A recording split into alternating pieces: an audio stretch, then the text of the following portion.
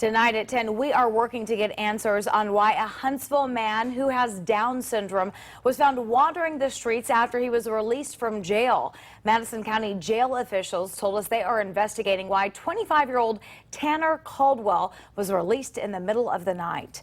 Thank you for joining us tonight. I'm Naja Sherman. And I'm Dan Schaefer. Way 31 Sara Singletary joins us live near the jail after talking with the Madison County jail and a family member of Caldwell's who says she wishes things were handled differently. Naja, Dan, Tanner's younger sister, Tia, told me her brother left the Madison County jail that night with no idea of where to get help or how to get home. And she's wondering why he was let out in the first place.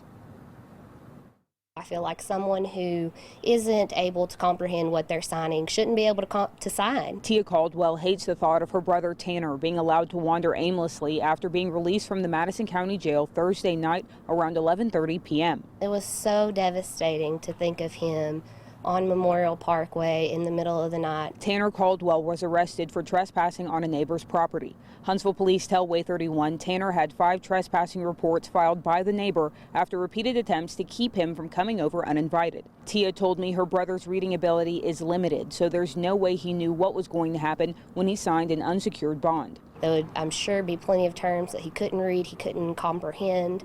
And I'm sure when he signed it, he didn't even know that meant he was leaving. Which adds to her argument. Her brother should have never been released at night and alone. He doesn't know where he is. He doesn't have any way to get in touch with anybody. Madison County jail officials wouldn't tell us if they have a policy on releasing people with special needs from jail, but officials did say they're reviewing it.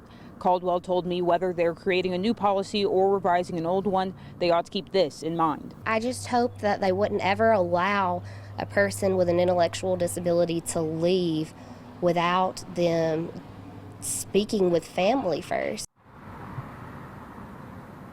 Tia told me Tanner's mother is speaking with the Alabama Disabilities Advocacy Program tomorrow to try to figure out a solution to make sure this doesn't happen to anyone else with special needs.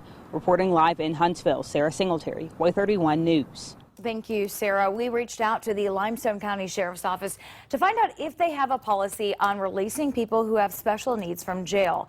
A spokesperson told us they don't have a hard and fast policy. Instead, they look at each instance on a case-by-case basis. Factors include whether the person is a danger to themselves or others. And in a non-violent case like Tanner's, jail crowding is also taken into consideration.